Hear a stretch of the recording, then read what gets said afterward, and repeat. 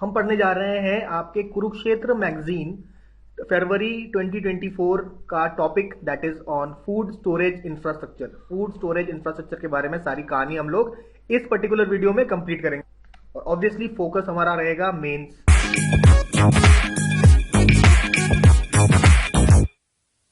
Mains को focus करते हुए ये आर्टिकल हम लोग पढ़ेंगे। हमको बात करनी है न्यूट्रिशनल सिक्योरिटी की, यानी कि हर आदमी को प्रॉपर न्यूट्रिशन इंडिया में मिलना चाहिए। क्यों न्यूट्रिशनल सिक्योरिटी की बात आखिर क्यों करनी है? उसका सबसे बड़ा रीजन है कि हम लोग चाहते हैं कि 2047 तक इंडिया एक डेवलप्ड नेशन बन जाए। एक डेवलप्ड नेशन बनने के लिए हम चाहते हैं कि इस डेवलप्ड नेशन भारत के सारे नागरिकों को प्रॉपर न्यूट्रिशन मिले। और क्योंकि ऐसा कहा गया है कि 2047 में ऐसा प्रोजेक्टेड है कि इंडिया का जो पॉपुलेशन है वो बढ़कर 1.64 बिलियन तक पहुंचने वाला है। तो इतने सारे लोगों को अगर हमें न्यूट्रिशनल सिक्योरिटी देनी है तो हमें क्या करना होगा? हमें फोकस करना पड़ेगा हमारे एग्रीकल्चर फूड सिस्टम, क्योंकि ये जो न्यूट्रिशन है हमें तो खाने से ही मिलेगा और एग्रीकल्चर और खाना कहां से आएगा? एग्रीकल्चर से। तो इस एग्रीकल्चर फूड सिस्टम से ही हम न्यूट्रिशनल सिक्योरिटी को हम लोग इंश्योर कर सकते हैं। लेकिन अभी इसमें एक मिसिंग लिंक है। मिसिंग लिंक है कि जो भी हम लोग फूड उगा रहे हैं ऐसा तो होगा नहीं उसका तुरंत कंजम्पशन हो जाएगा। तो हमें ये जो फूड हम लोग एग्रीकल्चर के थ्रू जो फूड ग्रेन्स हम लोग प्रोड्यूस कर रहे हैं, वेजिटेबल्स प्रोड्यूस कर रहे हैं, फूड प्रोड्यूस कर रहे हैं, उसका हमको फूड का स्टोरेज करना काफी जरूरी पड़ जाएगा। फूड का हमें स्टोरेज करना जरूरी पड़ेगा, इसलिए फूड स्टोरेज पर फोकस कर रहे हैं हम लोग इस आर्टिकल में। ठीक है, आई होप इतनी बात इंट्रोडक्शन की हम लोगों को समझ में आ गई होगी। यहाँ पे एक बात और करनी है हमें अबाउट सस्टेनेबल फूड सिस्टम्स। हमारा जो फूड सिस्टम है प्रोडक्शन का ये सस्टेनेबल होना चाहिए।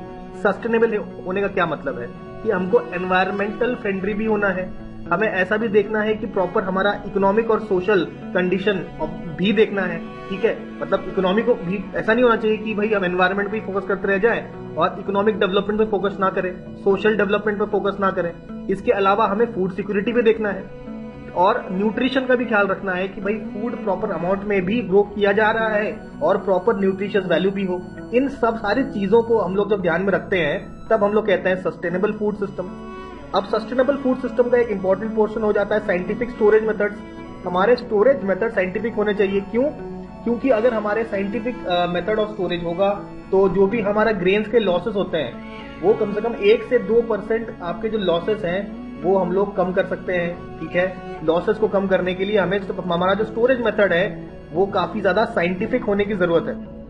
ऐसा तो नहीं है कि हम ग्रेन स्टोर कर रहे हैं लेकिन वो आपके डैमेज हो जा रहे हैं, खराब हो जा रहे हैं। हो सकता है आपका रैट्स आ जाते हैं, हो सकता है इंसेक्ट्स इन्फेस्ट कर दे रहे हैं। ठीक है, हो सकता है मोल्ड्स लग जाए। तो इस तरीके से आपका हो सकता है ट्रांसपोर्टेशन के दौरान आपके ग्रेन्स डैमेज हो सकते हैं। तो ये सारे रीजंस हो सकते हैं, इसलिए हमको साइंटिफिक स्टोरेज मेथड यूज करना है ताकि हमारा जो लॉसेस है वो हम लोग मिनिमाइज कर सके और सस्टेनेबल फूड सिस्टम बनाने में हेल्प हो।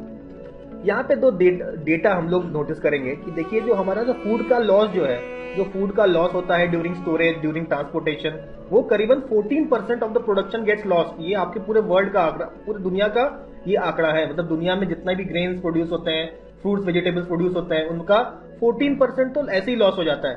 ठीक है, और अगर इंडिया की बात करें तो 45 मेजर क्रॉप्स हैं। इन 45 मेजर क्रॉप्स का जो लॉसेस हैं, जो डैमेज हो जाता है, उसके वजह से भारत को हर साल मतलब पिछले साल का डेटा है वो बताता है 92,651 करोड़ का लॉस झेलना पड़ा because of this food loss. ठीक है, तो इसको कम करना हमें काफी ज्यादा जरूरी है कि हमारा स्टोरेज प्रॉपर हो। स्टोरेज में हमारे फूड का लॉस कम से कम होना चाहिए। अब हम लोग गवर्नमेंट के मैकेनिज्म को समझते हैं। तो गवर्नमेंट का एक ऑर्गेनाइजेशन है जिसका नाम है FCI, food corporation of India. FCI का काम होता है, आपका मेजर काम ये होता है कि वो मॉनिटर करता है कि कंट्री में कितना ग्रेन स्टोरेज कैपेसिटी है, इसको बढ़ाना और इसको मैनेज करना, ये पूरा काम आपका FCI का होता है। तो अभी ये करंट न्यूज हमको ध्यान में रखना है कि world's largest grain storage in cooperative sector, world's largest grain storage in cooperative sector, मतलब कोऑपरेटिव सेक्टर में सबसे बड़ा वर्ल्ड का जो आपका ग्रेन स्टोरेज बनाने का जो अप्रूवल है गवर्नमेंट इंडिया के द्वारा किया जा चुका है। अब क्यों ऐसा, मतलब गवर्नमेंट स्टेप्स क्यों लेना चाहती है? क्योंकि गवर्नमेंट का एक काफी बड़ा एम है। गवर्नमेंट चाहती है कि हंगर खत्म हो, मैल न्यूट्रिशन खत्म हो और जो फार्मर्स की जो इनकम है, फार्मर्स की इनकम आपकी दुगनी हो सके और प्रोडक्टिविटी भी आपकी दुगनी हो सके। इस एम को ये एम है हमारे गवर्नमेंट का, ये एम है। इसको पूरा करने का क्यों जरूरी है? क्योंकि ये पूरा होगा तो आपका, याद रखिए, एसडीजी सस्टेनेबल डेवलपमेंट गोल्स में एक जीरो हंगर आता है। तो जीरो हंगर का जो गोल है, इसको अगर हमें अचीव करना है तो इन सारे एम पे वर्क करने की जरूरत है। तो यहाँ पे एक बड़ा ही फेमस आपका जो सरकारी स्कीम है, आपने सुना होगा, दैट इज प्रधानमंत्री गरीब कल्याण अन्न योजना। प्रधानमंत्री गरीब कल्याण अन्न। तो इस स्कीम में क्या है? इस स्कीम में आपको फ्री ग्रेन्स दिए जाएंगे, आपके फ्री ग्रेन्स दिए जाएंगे। अब अगला सवाल होगा किसको दिए जाएंगे? तो बेनिफिशियरीज, इस स्कीम के टोटल बेनिफिशियरीज हैं उनको दिए जाएंगे। और कितने बेनिफिशियरीज हैं? दैट इज 81.35 करोड़ आपके बेनिफिशियरीज हैं इस। और कितने सालों का है ये आपका कोविड में चालू हुआ था और 5 साल तक, कोविड के बाद 5 साल तक ये चलने वाला है आपका प्रधानमंत्री गरीब कल्याण अन्न योजना। अब ये जो अन्न है फ्री में दे रहे हैं, क्यों दे सकते हैं? क्योंकि हमारे कंट्री के पास स्टोरेज कैपेसिटी है, और इस स्टोरेज कैपेसिटी को जब इंक्रीज करेंगे तब जाके ऐसे स्कीम्स हम लोग और ला सकते हैं जिससे गरीबों का फायदा हो सके। अब गवर्नमेंट के चलाए हुए और अलग कौन कौन से स्कीम्स है उसके बारे में हम लोग चर्चा करेंगे। अच्छा, ये चर्चा बहुत ज्यादा डिटेल चर्चा नहीं होगा, केवल नाम याद रखना है कि अगर इस प्रकार का क्वेश्चन अगर मेंस में पूछा जाए तो आपको कम से कम नाम पता होने चाहिए और शॉर्ट में डिस्क्रिप्शन पता होना चाहिए इन स्कीम्स का। तो यही हम लोग जानने की कोशिश करेंगे। देखिए, पहले 2 स्कीम की बात करते हैं हम लोग। पहला AIF, that is agriculture infrastructure fund, और ये आपका मई 2020 को स्टार्ट हुआ था। 2020 मई को ये स्टार्ट हुआ था और ये अब चलेगा 2032 तक, 2032-33 जो फाइनेंशियल ईयर है वहां तक चलेगा। ठीक है। एग्रीकल्चर इंफ्रास्ट्रक्चर फंड में क्या करेंगे हम लोग? बेसिकली फाइनेंस करेंगे, बेसिकली लोन्स देंगे, और आपका इंटरेस्ट, कम इंटरेस्ट पे लोन देंगे। इंटरेस्ट सबवेंशन जो है गवर्नमेंट हेल्प करेगी, कम इंटरेस्ट पे लोन्स देगी, ताकि जो हार्वेस्ट करने के बाद भी इंफ्रास्ट्रक्चर बनाना होता है। जैसे कि आपका हार्वेस्ट किया, तो जैसे गेहूं का हार्वेस्ट करने के बाद उनको बोरियों में रखना पड़ेगा, उनको कुछ ऐसी जगह रखना पड़ेगा, उनको स्टोर करने के लिए कुछ ना कुछ इंफ्रास्ट्रक्चर बनाने की हमने को जरूरत पड़ती है। तो वो इंफ्रास्ट्रक्चर बिल्ड करने के लिए भाई ये लोन दे रहे हैं आपके फार्मर्स को कम किस्तों, कम इंटरेस्ट पे। तो ये है आपका एग्री इंफ्रास्ट्रक्चर फंड। इसके अलावा आपका एग्रीकल्चर मार्केटिंग इंफ्रास्ट्रक्चर फंड है। तो देखिए, ये सेम है AIF, लेकिन बीच में आपका मार्केटिंग लग गया। इसका मतलब ये भी बेसिकली फाइनेंस ही देगा, लोन ही देगा, लेकिन ऑब्वियसली कम इंटरेस्ट पे देगा। इसलिए आपका मार्केटिंग इंफ्रास्ट्रक्चर बनाने के लिए, जैसे मंडीज में कुछ इंफ्रास्ट्रक्चर अगर क्रिएट करना हो तो उसमें उसके लिए भी ये फाइनेंस वगैरह कर सकता है, मार्केटिंग इंफ्रास्ट्रक्चर के लिए। लेकिन ठीक है, तो ये आपका AMI हो गया, तो एग्रीकल्चर इंफ्रास्ट्रक्चर फंड और एग्रीकल्चर मार्केटिंग इंफ्रास्ट्रक्चर फंड। तो ये 2 स्कीम्स के बारे में पता। अगला जो स्कीम है दैट इज SMAM, यानी कि सब मिशन ऑन एग्रीकल्चर मैकेनाइजेशन। इसका मतलब फार्म मैकेनाइजेशन के ऊपर ये स्कीम है, यानी कि आपका इसमें फाइनेंस वगैरह किया जाएगा फार्मर्स को, ताकि वो जैसे ट्रैक्टर्स हैं या एग्रीकल्चर के लिए जो भी मशीन्स का रिक्वायरमेंट है, उन सारे मशीन्स का रिक्वायरमेंट पूरा करने के लिए अगर आपको फाइनेंस किया जा रहा है, फार्मर्स को कम दरों पर आपके लोन्स दिए जा रहे हैं, तो ये जो स्कीम है ये करती है, मतलब बेसिकली हेल्प करती है फार्मर्स को, ताकि आपका जो एग्रीकल्चर है वो आपका मशीन्स के थ्रू किया जा सके, मैकेनाइजेशन ऑफ फार्मिंग। इसके लिए ये वाला स्कीम है that is SMAM, sub mission on agriculture mechanisation. Next scheme की बात कर रहे हैं हम लोग, दैट इज PMFME, यानी कि प्रधानमंत्री formalisation of micro food processing enterprises. तो प्रधानमंत्री या prime minister formalisation of micro food processing enterprises under formal sector. ठीक है, तो बेसिकली यहाँ पे ये वाला स्कीम किसके ऊपर समझेंगे? पहली बात, दिस इज अंडर आत्मनिर्भर भारत अभियान। अब सबसे पहले समझेंगे कि ये फूड प्रोसेसिंग होता क्या है, माइक्रो फूड प्रोसेसिंग होता क्या है। देखिए, फूड प्रोसेसिंग का मतलब ये है, लेटर से आपके पास आम है, तो आपके पास मैंगो है, उस मैंगो को अगर आप प्रोसेस करके उसका अचार बना दें, पिकल्स, मैंगो पिकल या मैंगो अचार हो गया, तो बेसिकली फूड प्रोसेसिंग हो गया ना। आपके पास लेटर से कॉर्न है और कॉर्न से आपने बना दिया पॉपकॉर्न, तो पॉपकॉर्न बना दिया, तो ये फूड प्रोसेसिंग हो गया। तो जैसे आपके पास टमाटर है, तो टमाटर से आपने सॉस बना दिया, तो ये भी आपकी फूड प्रोसेसिंग हो गई। तो ये फूड प्रोसेसिंग मतलब जो एंटरप्राइजेस करती है, इंडस्ट्रीज करती है, उनको और ज्यादा हेल्प करने की कोशिश हो रही है इस पर्टिकुलर आपके स्कीम। जैसे कि आपके विलेजेस में काफी सेल्फ हेल्प ग्रुप्स भी चलते हैं, आपके प्रोड्यूसर ऑर्गेनाइजेशंस होते हैं उनको भाई थोड़ा सा हेल्प कर दिया, हैंड होल्डिंग कर दी, ताकि वो अपने हो सकता है मशीन्स को और अपग्रेड कर सके। तो इन सब के लिए भी हेल्प कर रही है गवर्नमेंट, आपके कम इंटरेस्ट पे लोन्स वगैरह दे रही है, जिसके थ्रू आप ये मशीन का अपग्रेडेशन वगैरह कर सके। तो ये है आपका PM formalisation of micro food processing enterprises. और ये सारे और ज्यादा एफिशिएंट बनाना है आपको सेल्फ हेल्प ग्रुप को और एफपीओस को, ताकि फार्मर्स की और ज्यादा हेल्प। नेक्स्ट जो स्कीम है जिसकी बात करेंगे वो है पीएम किसान संपदा योजना। कुछ उसी की तरीके से है, आपका फूड प्रोसेसिंग इंडस्ट्री में भी है, लेकिन इसमें आपका एग्रीकल्चर प्रोसेसिंग तो ही है, साथ में मेरीन प्रोसेसिंग भी है। मरीन प्रोसेसिंग जैसे आपके मच्छी पालन हो गया, ठीक है।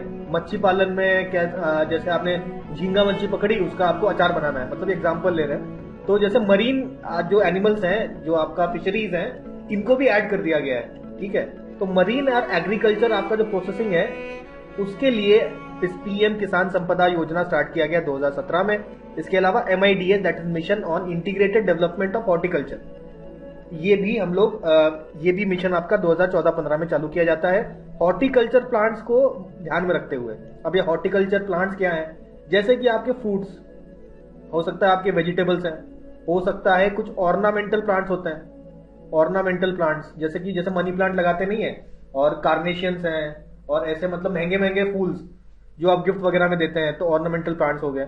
इसके अलावा एरोमेटिक प्लांट्स मतलब कुछ स्पेशल आपका उनसे स्मेल आती है, अच्छी खुशबू आती है, ठीक है, एरोमेटिक प्लांट्स हो गए। उसके बाद आपका मेडिसिनल प्लांट्स हो सकते हैं। तो इस प्रकार के जो प्लांट्स हैं, ठीक है, जैसे कि प्लांटेशन एग्रीकल्चर वाले हो गए, जैसे प्लांटेशन एग्रीकल्चर, जैसे चाय कॉफी वगैरह हो गया, ठीक है। तो ये सब आपका हॉर्टिकल्चर क्रॉप्स में आएगा। इस पे अगर हम फोकस कर रहे हैं, इस पे फोकस करने वाला स्कीम है, दैट इज MIDH।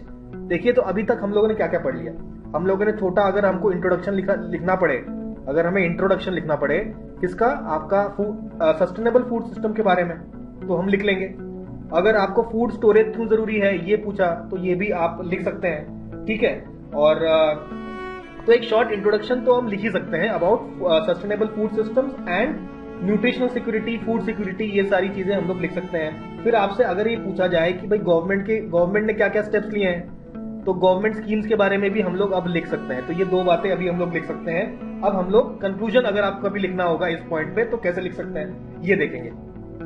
देखिए, इन कंक्लूजन ये है कि जो हमारा पोस्ट हार्वेस्ट जो स्टोरेज मैकेनिज्म है, उसको हमें मॉडर्नाइज करने की तो जरूरत है ही, साथ में स्टोरेज मेथोडोलॉजी को और हमें स्टोरेज मेथड्स को भी और ज्यादा बेटर करना है, ठीक है। इसके बारे में हम लोग आगे और चर्चा करेंगे, कैसे कर सकते हैं हम लोग स्टोरेज मेथड्स को बेटर।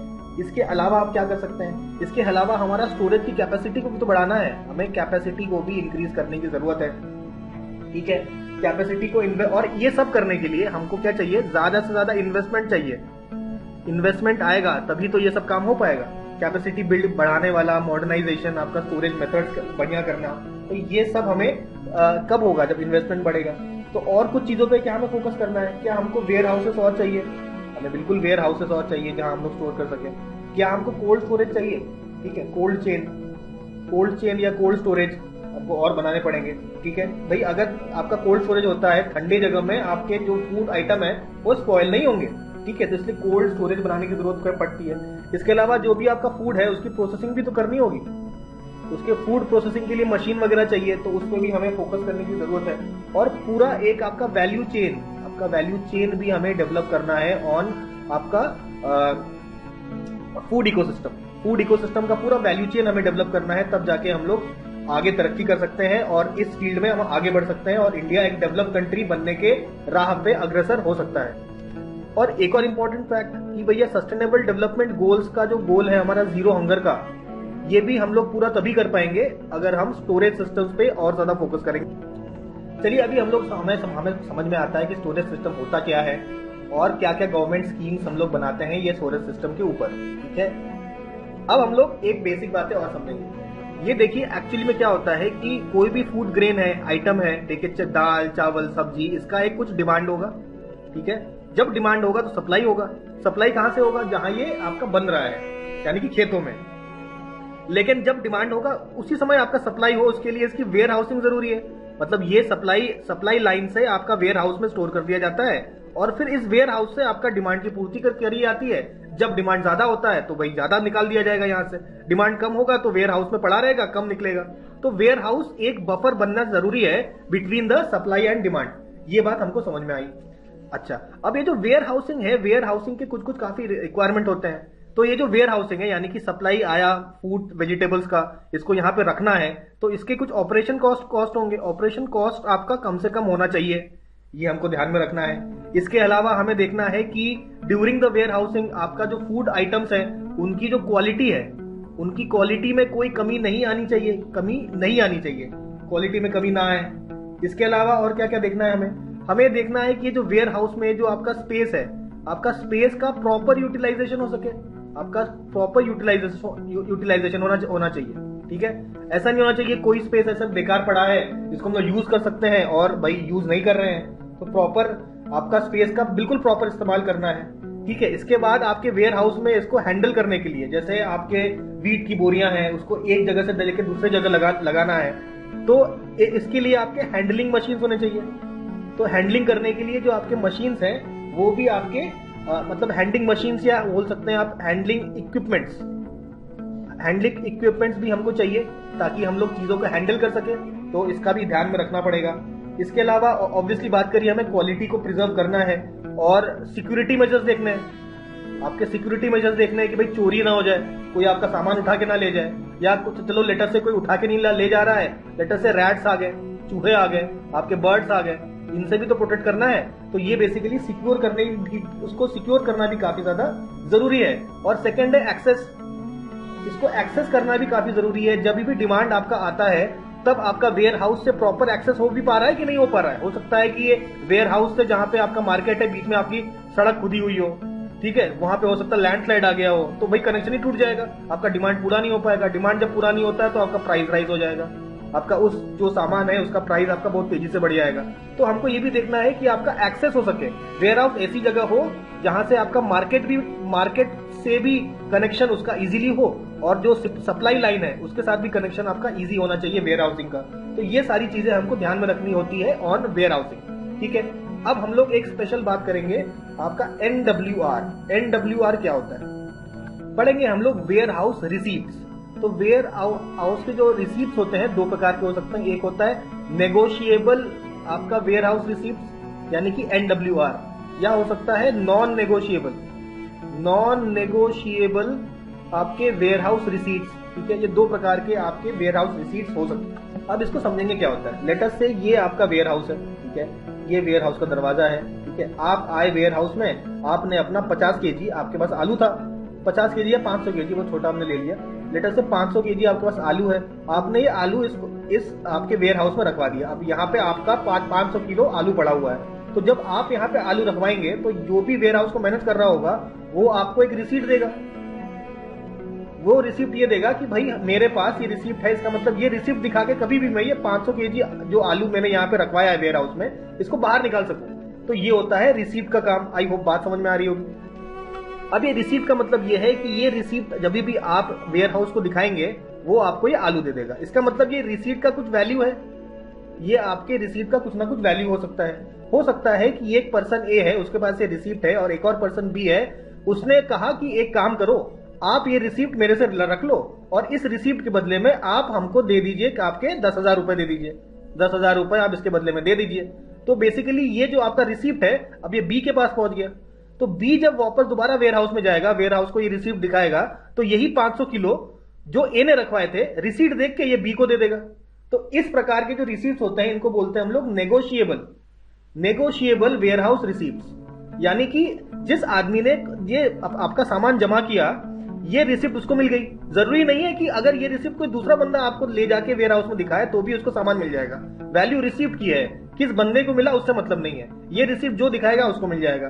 तो ये हो गया नेगोशिएबल, यानी कि इस रिसिप्ट को आप किसी और को देके उससे पैसे उठा सकते हो, ठीक है, या इस रिसिप्ट को आप गिरवी रख सकते हो। तो ये हो गया आपका नेगोशिएबल वेयर हाउस रिसिप्ट, और इसकी आप ट्रेडिंग भी कर सकते हो। आपके ट्रेडिंग तो हुआ, जैसे मैंने बी को दिया, बी से 10,000 रुपए ले लिए, अब ये बी हो सकता है किसी और को बेच दे, सी को, जिसको आलू की बहुत ज्यादा जरूरत होगी, उसने कहा कि भाई ये रिसिप्ट रखो और मुझे आप 12,000 रुपए दे दो, प्रॉफिट में बेच दिया। हो सकता है लॉस में बेच दे, हो सकता है कि भाई आलू के दाम अचानक से गिर गए, अब ये वाला रिसीट आपने एक डी आदमी को दिया, 8,000 में बेचा आपने केवल, ठीक है, आपको पड़ा 10,000 का। तो इस प्रकार की ट्रेडिंग भी तो हम लोग कर सकते हैं इस आपका वेयर हाउस रिसीट का। तो ये हो गया पहला आपका नेगोशिएबल वेयर हाउस रिसीट। दूसरा है आपका non negotiable. Non negotiable warehouse receipt जो होता है, नॉन नेगोशिएबल, उसमें देखिए क्या होता है। नॉन नेगोशिएबल रिसीट में मतलब यहाँ पे किसी ने, यहाँ एक और दरवाजा बना देते हैं, यहाँ पे एक ए डैश गया, उसने अपने 200 किलो प्याज जमा कर दिए, 200 केजी का आपका अनियंस यहाँ पे जमा कर दिए और इसको एक रिसीट मिल गया। अगर ये नॉन नेगोशिएबल रिसीट है तो ये जो रिसीट है ये ट्रांसफर बी डैश को नहीं कर सकता ट्रांसफर। और ये रिसीट क्योंकि नॉन नेगोशिएबल है तो जिस ए डैश को रिसीट मिला है, जब ये ए डैश रिसीट लेके जाएगा तभी इसको मिलेगा। कोई अगर दूसरा व्यक्ति यही सेम रिसीट लेके अगर इसके पास जाता है तो उसको सामान नहीं मिलेगा। ये हो गया आपका नॉन नेगोशिएबल आपका वेयर हाउस रिसीट। तो ऑब्वियसली आपकी इसमें ट्रेडिंग नहीं हो सकती, आपकी ट्रेडिंग नहीं हो सकती। जिस व्यक्ति को मिला है, जिस पर्सन को मिला है, ये आपका स्पेसिफिक इंडिविजुअल के लिए ही होता है। स्पेसिफिक इंडिविजुअल के लिए ही आपका non negotiable warehouse receipts होते हैं। नेगोशिएबल वेयर हाउस रिसीट का आप ट्रेडिंग कर सकते हो, तो किसी स्पेसिफिक इंडिविजुअल से मतलब नहीं है। ये रिसीट जिसके हाथ में होगा उसको सामान सप्लाई कर दिया जाएगा। अब ये देखिए आपका एनडब्ल्यूआर की बात हम लोग आगे बढ़ाते हैं। NWR negotiable warehouse receipt जो है दो प्रकार के हो सकते हैं, या तो पेपर फॉर्मेट में या तो ई फॉर्मेट में, इलेक्ट्रॉनिक फॉर्मेट में। पेपर फॉर्मेट में है तो आपका जैसे ये पेपर है, उसमें लिखा होगा आपका नाम जो भी है, इतने रुपए का सामान आपने जमा किया है, तो ये रिसीट है। ये रिसीट की एक कोई वैल्यू है जैसे कि हमने बताया। तो ऑब्वियसली ये अगर रिसीट आपका खो गया तो आप कुछ नहीं मिलेगा। और हो सकता है कि भैया ये रिसीट लेके आपको जा रहा हो, ऊपर पानी गिर गया हो सकता है इसका डैमेज भी तो पॉसिबल है, हो सकता है ये फट गया हो, इसका म्यूटिलेट भी हो सकता है, आपका म्यूटिलेट भी हो सकता है। और क्योंकि ये पेपर है, इसका आपकी फॉर्जरी भी हो सकती है, इसकी फॉर्जरी हो सकती है, इसके साथ टैंपर किया जा सकता है। तो ये सारा चीज करा जा सकता है अगर ये पेपर फॉर्मेट में है। लेकिन अगर ये इलेक्ट्रॉनिक या डिजिटल फॉर्मेट में हो जाए तो ये सारी चीजें जो हम लोग पेपर के साथ कर सकते हैं वो आपका एनडब्ल्यूआर के साथ नहीं कर सकते, ठीक है, क्योंकि वो पेपर नहीं, इलेक्ट्रॉनिक फॉर्मेट में है। जैसे आपका स्टॉक, जैसे आप स्टॉक सेल करते हैं, जैसे टाटा के शेयर है, टाटा के शेयर पहले एक ऐसा पेपर फॉर्मेट में हुआ करते थे, लेकिन अभी क्या होता है, डीमैट अकाउंट आ गया है। तो डीमैट अकाउंट की वजह से डीमैट अकाउंट में आप देख सकते हो भाई आपके पास 500 शेयर है, आपके पास कोई पेपर नहीं है।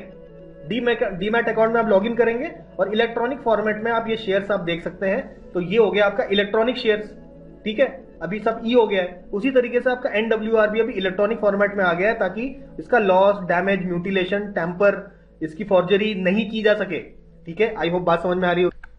अब यहाँ पे हम लोग एक एक्ट के बारे में बात करते हैं, warehouse development and regulation act, WDRA 2007 में एक्ट आया था। अब सवाल ऑब्वियसली उठता है कि भाई ये एक्ट करेगा क्या? ये करेगा रेगुलेट, किसको रेगुलेट करेगा? ये रेगुलेट करेगा जो कि हम लोग पढ़ रहे हैं, दैट इज एनडब्ल्यूआर। जो भी आपके नेगोशिएबल वेयर हाउस रिसीट्स हैं उनको रेगुलेट करेगा, उनका आपका उनके ट्रेडिंग को रेगुलेट करेगा, ठीक है। इसके अलावा अगर एनडब्ल्यूआर दिखा के आप पैसा उठा रहे हैं मार्केट से, यानी कि आपका फाइनेंस ले रहे हैं, तो ये फाइनेंस को भी रेगुलेट करेगा। तो अभी एसबीआई और अलग दूसरे बैंक्स हैं, उसमें आप जाके लोन ले सकते हैं। जैसे आपने एनडब्ल्यूआर, ये एसबीआई बैंक है, एसबीआई बैंक के पास आप ये एनडब्ल्यूआर लेके चले गए, आपने कहा कि ये देखिए एनडब्ल्यूआर हमें रख दीजिए और सामने पैसा दे दीजिए। तो एसबीआई बोलेगी ठीक है, हम आपका रिसीट रखते हैं, इसके बदले में आप इतने पैसे ले जाइए। तो इस प्रकार का फाइनेंस भी आप करवा सकते हैं आपका रिसीट दिखा के। तो ये सबको रेगुलेट करने के लिए आपका WDRA एक्ट 2007 आया और इसने रेगुलेट किया। और कुछ डेटा देख लेते हैं। करीबन इस WDRA में करीबन 5000 से ज्यादा आपके वेयर हाउसेस जो है रजिस्टर्ड है। इस 5000 से भी ज्यादा warehouses are registered under WDRA। इसके अलावा करीबन आप देखिए 31 दिसंबर 2023 तक ये रिसीट्स को दिखाकर टोटल लोन उठा लिया गया है 2582 करोड़। 2582 करोड़ का लोन, इससे ज्यादा लोन उठाया जा चुका है टिल 31 दिसंबर 2023 तक। इतना लोन लिया जा चुका है आपका WDR पे। अब देखिए ये वाला जो टॉपिक है इसका कंक्लूजन देख लीजिए क्या है। तो कंक्लूजन में एक चीज हम लोग समझ सकते हैं कि अगर हम लोग इंफ्रास्ट्रक्चर को बिल्ड करें, किसका? वेयर हाउसेस का, ठीक है। और आपका जो स्टोरेज है, आपका स्टोरेज को और ज्यादा साइंटिफिक बनाया जाए, और तो इससे होगा क्या? इससे आपका ट्रस्ट बढ़ेगा किसके ऊपर? एनडब्ल्यूआर के ऊपर। मतलब NWR की जो ट्रेडिंग है वो और ज्यादा इंक्रीज करेगी। अगर ये NWR बेसिकली कहाँ से लिंक्ड है, आपके वेयर हाउसेस से तो लिंक्ड है। वेयर हाउसेस अगर ठीक से काम कर रहे हैं, उसमें इंफ्रास्ट्रक्चर ज्यादा हो रहा है और स्टोरेज आपका प्रॉपर हो रहा है, साइंटिफिक हो रहा है, तो ये जो NWR की वैल्यू भी आपकी इंक्रीज करेगी और इस NWR पे लोग ट्रस्ट करेंगे और इसको खरीदेंगे, इसकी ट्रेडिंग बढ़ेगी और फाइनेंस भी इसके थ्रू बेटर हो सकता है। तो ये पहली बात हम लोगों ने देखी। दूसरी बात ये है कि भाई WDRA को मैंडेटरी नहीं बनाया गया है। मतलब अगर आपके पास एक वेयर हाउस है, तो जरूरी नहीं है कि आप रजिस्टर करें WDRA से।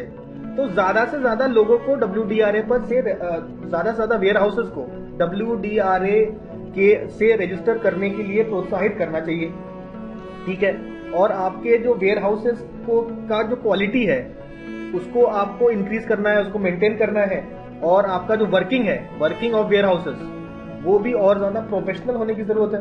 मतलब प्रैक्टिसेस जो हैं, प्रोफेशनल प्रैक्टिसेस समझ लीजिए, प्रोफेशनल प्रैक्टिसेस जो भी आपके प्रैक्टिसेस हैं और ज्यादा प्रोफेशनल होने चाहिए। तो ये सारी चीजें हम लोग ध्यान रखते हैं अबाउट WDR, ठीक है। तो ये वाला टॉपिक भी खत्म होता है यहाँ। सॉरी, WDRA और NWR, ठीक है। WDRA NWR वाला कॉन्सेप्ट भी क्लियर हो गया। तो WDRA और आपका NWR, negotiable warehouse receipts, ठीक है। इसके बारे में हम लोग जान चुके हैं, गवर्नमेंट स्कीम्स जो है वो जान चुके हैं, और इंट्रोडक्शन भी हम लोग जान चुके हैं, इंट्रोडक्शन ऑफ स्टोरेज सिस्टम्स। तो ये 3 टॉपिक्स हम लोगों ने यहाँ पे कवर कर लिए। अब हम लोग नेक्स्ट टॉपिक पे बढ़ते हैं। एकदम डिटेल में सारी बातें हम लोग समझना चाहते हैं अबाउट फूड स्टोरेज। तो देखिए, India is the world's largest food security management system.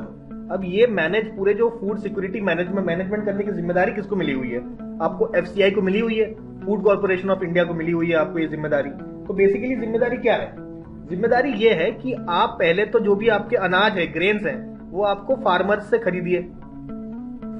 खरीदिए और फार्मर्स को अच्छा प्राइस देना है आपको, रेन्यूमरेटिव प्राइसेस। तो भाई पहली जिम्मेदारी बनती है FCI की कि भाई फार्मर्स को आप अच्छे प्राइसेस दिलवाएं। उसके बाद अब आपके पास ग्रेन्स आ गए, अब इस ग्रेन्स को आपको अफोर्डेबल प्राइसेस में, कम प्राइसेस में। दूसरा काम है कि आपके जो जितने भी फूड ग्रेन्स हैं वो अफोर्डेबल प्राइसेस में, कम से कम प्राइसेस में आपके गरीबों को देना है। 2 काम हो गए, एक तो फार्मर्स को खुश करना है, आपको उनको अच्छे दामों में खरीदना है, और जो आपने ग्रेन्स खरीदे वो आपको गरीबों में बांटना है कम प्राइसेस में, अफोर्डेबल प्राइसेस में।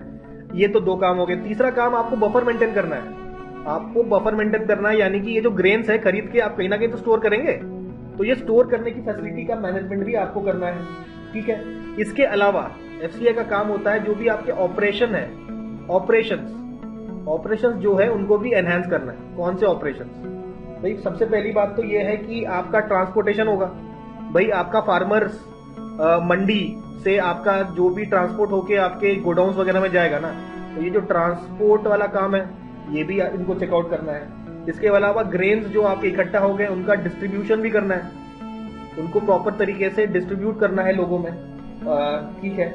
और ऑब्वियसली आपका स्टोरेज भी करना है। तो ये सारे ऑपरेशन की एफिशिएंसी जो है उनको और ज्यादा एनहांस करने की जरूरत है, इन ऑपरेशंस को और ज्यादा बेटर बनाने की जरूरत है।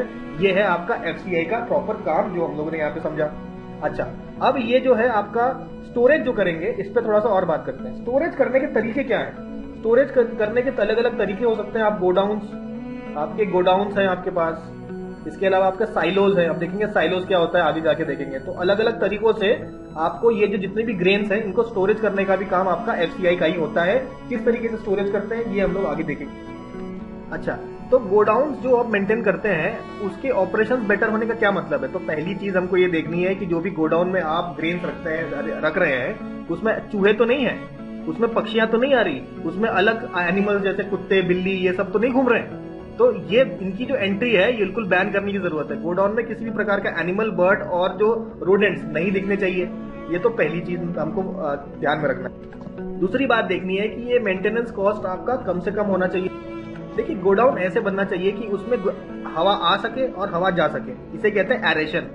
Aeration should be proper of the godown, because if aeration is proper then there will be temperature uniform. मतलब हर जगह गोडाउन में टेम्परेचर आपका यूनिफॉर्म है। ऐसा नहीं है कहीं बहुत ज्यादा गर्मी हो रही है, कहीं बहुत ज्यादा कम टेम्परेचर है।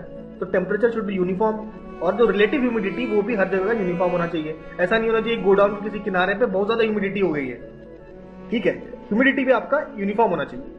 तो ये कब होगा? जब आपका हवा एंटर भी करे और हवा बाहर भी निकले, ठीक है, प्रॉपर। और हवा जब इस तरीके से आपका गोडाउन में खेलेगा तो टेम्परेचर यूनिफॉर्म रहेगा और ह्यूमिडिटी भी आपकी यूनिफॉर्म रहेगी। घर में आप देखते हैं कहीं जब बरसात का समय होता है तो सीलन आ जाती है, तो उसे कहते हैं डैम्प। तो डैम्पनेस नहीं होना चाहिए। जो warehouse should be damp proof, कोई भी डैम्पिंग नहीं होनी चाहिए, ठीक है। इसके अलावा फोर्थ है आपके जो ट्रक्स है। आपके जो ट्रक्स हैं, मतलब ऐसा गोडाउन नहीं होना चाहिए कि ट्रक्स उसमें एंटर ही नहीं कर पा रहे। Trucks should be easily allowed to enter. Trucks can easily enter और इजीली एग्जिट। बहुत ही आसानी से ट्रक आपके गोडाउन में एंटर भी कर जाए और बाहर भी निकल जाए, ऐसा सिचुएशन होना चाहिए। नहीं तो भाई गोडाउन में अगर ट्रक नहीं घुस पाएगा तो ट्रांसपोर्टेशन कराने में आपको दिक्कत आएगी। तो ये भी हमको एक चीज ध्यान में रखनी है। या हमने देखा कि गोडाउन बनाते समय क्या क्या चीजें ध्यान में रखनी है। अच्छा, एक चीज इंपॉर्टेंट चीज और है, ध्यान में रखेंगे हम लोग। प्रॉपर आपका इंस्पेक्शन होना चाहिए। कितना हो गया? 1 2 3 4 5, छठा पॉइंट है रेगुलर इंस्पेक्शन। रेगुलर इंस्पेक्शन भी होना चाहिए, ये भी हमें ध्यान रखना। और भाई सातवां पॉइंट होना चाहिए कि आपका ट्रीटमेंट होना चाहिए।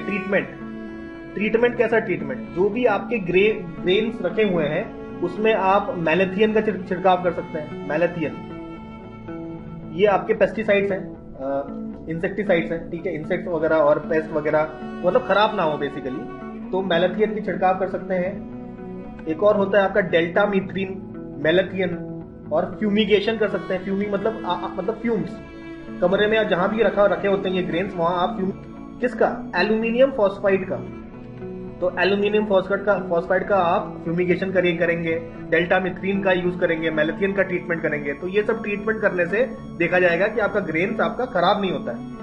यहाँ देखिए 2 फिगर आपको दिख रहे होंगे, ठीक है। लेक्चर में पहली बार फिगर देख के बड़ा अच्छा लगता है, तो आप लोगों को अच्छा लग रहा होगा। देखिए covered and plinth storage.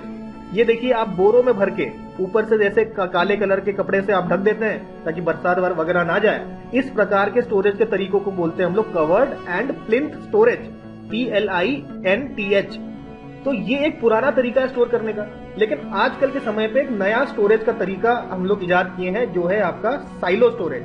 Silo storage में आप देख रहे होंगे इस तरीके से स्टील कैबिनेट्स बनाए जा रहे हैं, हॉरिजॉन्टल स्टील सिलेंडर्स बनाए जा रहे हैं। वर्टिकल है जो आपके वर्टिकल सिलेंडर्स, आपके वर्टिकल कंटेनर्स में हम लोग जब स्टोरेज करते हैं तो इसे कहते हैं साइलो स्टोरेज। और इसमें आपका जो भी ग्रेन्स हैं उसके खराब होने की संभावना काफी कम होती है।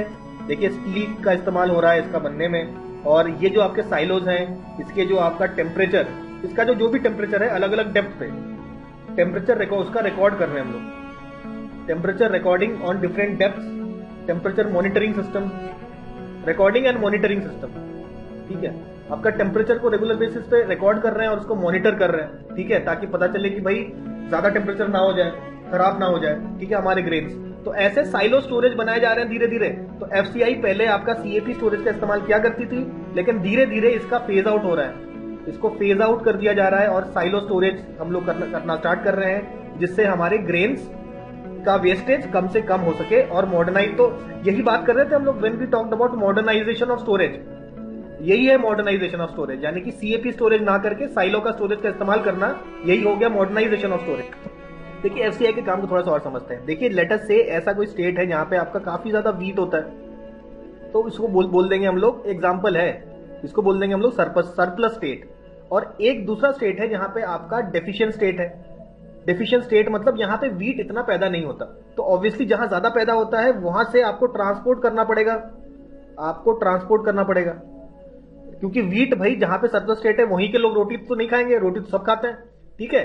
तो डेफिशिएंट स्टेट की तरफ ये ट्रांसपोर्टेशन किया हमने। ट्रांसपोर्टेशन करने के बाद इस डेफिशिएंट स्टेट में हमने गोडाउन में रख दिया।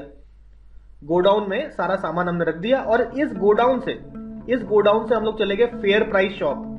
जो फेयर प्राइस शॉप्स हैं, जो भाई फेयर प्राइस शॉप से जिनके पास भी राशन कार्ड है, राशन कार्ड का यूज करके आप कम दाम में जितने भी आपके ग्रेन्स हैं, आपके जितने भी ग्रेन्स हैं उनको fair price shop ration card की मदद से, राशन कार्ड अगर आपके पास हो वहां से आपको कम प्राइसेस पे मिल सकता है, ठीक है। तो ये पूरा प्रोसेस है। तो आपका सरप्लस स्टेट से आपका डेफिशिएंट स्टेट में आता है, गोडाउन में स्टोर किया जाता है और फिर आपके जितने भी आपके फेयर प्राइस शॉप है, ठीक है, वहां पे इनको सेंड कर दिया जाता है। करीबन 5.45 करोड़ आपके फेयर प्राइस शॉप्स हैं through out India. Sorry 5.45 crore नहीं है, 5.45 लाख आपके फेयर प्राइस शॉप्स है थ्रू आउट इंडिया, वहां से आपका डिस्ट्रीब्यूशन होता है। अब FCI कुछ टेक्नोलॉजिकल एडवांसमेंट का भी इस्तेमाल करना चाहिए, कर रही भी है, जैसे कि आपका GPS ट्रैकिंग ऑफ व्हीकल्स, जिस व्हीकल में ट्रांसपोर्टेशन हो रहा है उसमें उसकी GPS ट्रैकिंग होती है। तो अभी तक क्या क्या पढ़ लिया हमने? देखिए, गवर्नमेंट स्कीम्स इंट्रोडक्शन ऑलरेडी पढ़ चुके थे हम लोग। NWR और WDRA एक्ट ऑफ 2007 ये पढ़ लिया। गोडाउन्स कैसे होते हैं, गोडाउन्स कैसे होने चाहिए, गोडाउन्स के मेंटेनेंस कैसे होता है, क्या क्या चीजें ध्यान रखनी चाहिए, ये देख लिया। और FCI किस तरीके से फंक्शन करता है ये भी हम लोगों ने समझ लिया।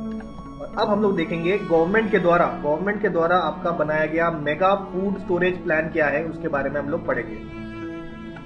अब ये मेगा फूड स्टोरेज प्लान को समझने के लिए हम लोग को कुछ बातें, कुछ फैक्ट्स हम लोग को पहले पता होना चाहिए। जिसमें पहला है कि India is the second largest food producer. दुनिया में सबसे ज्यादा फूड प्रोड्यूस करने वाला जो कंट्री है वो हमारा भारत देश।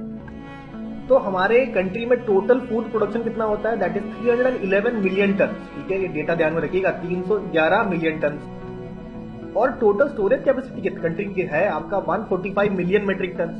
तो 311 मिलियन मेट्रिक टन तो प्रोड्यूस हो रहा है। स्टोरेज कितना कर पा रहे हैं हम लोग? 145 मिलियन मेट्रिक टन। तो बचा कितना?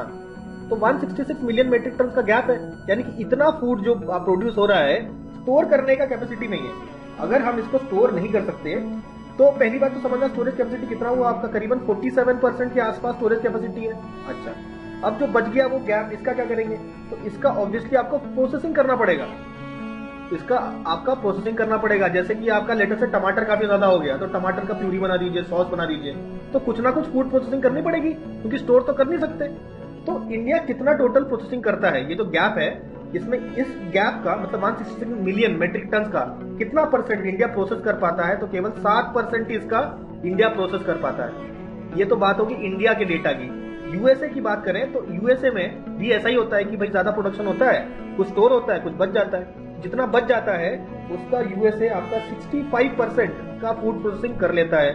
और यही अगर हम लोग चाइना के साथ कंपेयर करें तो चाइना आपका 23% आपका प्रोसेस कर लेता है। ठीक है, तो ये हम लोगों ने कंपेयर किया दूसरे कंट्रीज के साथ। अच्छा, अब एक डेटा की बात करते हैं। आपका NAAS का एक डेटा है, उसको देखेंगे। नास क्या है? National academy of agricultural sciences. तो ये बताता है आपका स्टोरेज लॉस के बारे में। स्टोरेज लॉस आपका सीरियल्स का स्टोरेज लॉस आपका अराउंड 10 to 16% लॉस देखने को मिला इन सीरियल्स। इसके अलावा आप वीट के बारे में बात करते हैं। वीट में लॉस देखने को मिला है, 26% का लॉस है। ठीक है, ग्रेन्स का। और उसके बाद आपके वेजिटेबल और फ्रूट्स की बात अगर करें, वेजिटेबल और फ्रूट्स में देखा गया है आपका 34% लॉस। देखिए, इतना सारा लॉस होता है हमारा स्टोरेज में ट्रांसपोर्टेशन में इतना सारा लॉस। और कई बार आप गोडाउन में नहीं स्टोर कर पाते हैं तो ओपन स्टोरेज हो जाता है। तो ओपन स्टोरेज के कारण भी ये लॉस हमें देखने को मिलता है। ओपन स्टोरेज का मतलब है कोई गोडाउन नहीं मिला तो क्या करा, खुले आसमान के नीचे हमने स्टोर कर दिया, तो ऑब्वियसली आपका ग्रेन्स खराब हो जाएंगे कुछ दिनों बाद। तो अब ये जो स्टोरेज प्लान है, इस स्टोरेज प्लान की जरूरत क्यों पड़ी? मेगा फूड स्टोरेज प्लान तो पढ़ रहे हैं ना हम लोग, तो इस स्टोरेज प्लान की जरूरत क्यों पड़ी? जरूरत इसलिए पड़ी क्योंकि वर्ल्ड का 18% पॉपुलेशन इंडिया में रहता है, लेकिन कल्टीवेबल लैंड क्या है? कम है, केवल 12%। तो 12% लैंड जो हमारा कल्टीवेबल है, दुनिया के कल्टीवेबल लैंड का 12% में हमें 18% पॉपुलेशन को फीड करना है। ठीक है, इसके अलावा आपने देखा है कि NFSA act of 2013, national food security act के तहत हम कहते हैं कि हम लोगों को कम प्राइस में हमें ग्रेन्स देने पड़ेंगे। कितने लोगों को? 81 करोड़ लोगों को देने पड़ेंगे। तो 81 करोड़ लोगों को अगर आपको ग्रेन्स देने हैं, फूड देना है कम प्राइसेस में, तो ऑब्वियसली आपको स्टोर तो करना ही पड़ेगा। इतने बड़े देश को अगर आपको फीड करना है तो आपको स्टोरेज प्लान बनाना पड़ेगा। इसी स्टोरेज प्लान पर बनाने के लिए हम लोग काम। तो ये करेगा कौन? तो नाबार्ड, NCDC यानी कि नेशनल कोऑपरेटिव डेवलपमेंट कॉर्पोरेशन और FCI, ये तीन मिलकर काम करेंगे और बेसिकली आपके कोऑपरेटिव सेक्टर को स्ट्रेंथन किया जाए। तो देखिए, स्कीम का क्या नाम था? कोऑपरेटिव को स्ट्रेंथन करने वाला जो स्कीम है, दैट इज सहकार से समृद्धि। और ये स्कीम आपका क्या है? Ministry of cooperation. तो यहां से हमें याद हो जाएगा कि भाई ये तीन आपके जो ऑर्गेनाइजेशन है जो मिलके ये काम करेंगे। पहले तो नाबार्ड तो हमें पता है कि एक फाइनेंशियल एंटिटी है। NCDC, क्योंकि कोऑपरेटिव्स के थ्रू हमें ये काम करवाना है, तो कोऑपरेटिव सेक्टर के लिए आपका नेशनल कोऑपरेटिव डेवलपमेंट कॉर्पोरेशन आ गया। और फूड स्टोरेज की बात हो रही है, फूड स्टोरेज मैनेजमेंट की बात हो रही है, तो FCI तो आ ही जाएगा। तो ये तीनों ने मिलकर ये काम सारा करना है, ठीक है। अब सवाल है कि हाउ, किस तरीके से ये काम आपका पूरा किया जाएगा, ये भी समझते हैं। तो इस्तेमाल किया जाएगा PACs का। तो ये पैक क्या होता है? PACS that is public agriculture credit society. नाम से पता चल रहा है कि एग्रीकल्चर क्रेडिट दिया जाएगा, एग्रीकल्चर के लिए लोन दिया जाएगा। किसको? आपके फार्मर्स को। और फार्मर्स को ये बोला जाएगा कि आपका जो भंडारण की क्षमता आप बढ़ाइए, स्टोरेज कैपेसिटी बढ़ाइए। आप अपने पास ही आपका स्टोरेज कैपेसिटी बिल्ड करिए। आप अगर स्टोरेज कैपेसिटी बिल्ड करेंगे तो पहली बात तो आपका ट्रांसपोर्टेशन कॉस्ट कम आएगा। ट्रांसपोर्टेशन कॉस्ट आपका कम, मतलब आप सोचिए स्टोरेज कैपेसिटी आ गई ना, अभी स्टोर कर सकता है, तो ट्रांसपोर्टेशन पे ज्यादा खर्चा करने की जरूरत नहीं होगी। नहीं तो क्या होगा कि भाई तुरंत आपको सप्लाई करना पड़ेगा, भाई तुरंत उसको मार्केट में ले जाना पड़ेगा, बेचना पड़ेगा, ठीक है। ये मजबूरी हो जाती है क्योंकि ज्यादा देर तक स्टोर तो रख नहीं सकते। लेकिन अगर स्टोरेज कैपेसिटी फार्मर खुद से बिल्ड कर ले तो आपका कॉस्ट भी कम आएगा और डिस्ट्रेस सेल नहीं करना पड़ेगा। डिस्ट्रेस सेल मतलब मजबूरी में सेल करना, यानी कि अगर स्टोरेज कैपेसिटी नहीं है तो आपको पता है कि ग्रेन्स तो ज्यादा दिन तक हम स्टोर करने की कोई जगह ही नहीं है, तो हमें तुरंत बेचना पड़ेगा ना। अगर तुरंत बेचना पड़ेगा, जल्दी से सेल करना पड़ेगा, तो हो सकता है आपका लेस अमाउंट में सेल हो जाए, कम अमाउंट में हमें सेल करना पड़े, उससे हमारा लॉस हो जाएगा, नुकसान हो सकता है। तो ये नुकसान बचाने के लिए और आपके प्रॉफिट को मैक्सिमाइज करने के लिए आपको स्टोरेज कैपेसिटी बनाने की जरूरत है। स्टोरेज कैपेसिटी बनाएंगे तो इसमें हम लोगों को स्टोरेज करके रखेंगे, और जब हमको सही दाम मिलेगा, जब हमें प्रॉपर दाम मिलेगा तभी हम लोग इसको सेल करेंगे, नहीं तो हम लोग सेल नहीं करेंगे।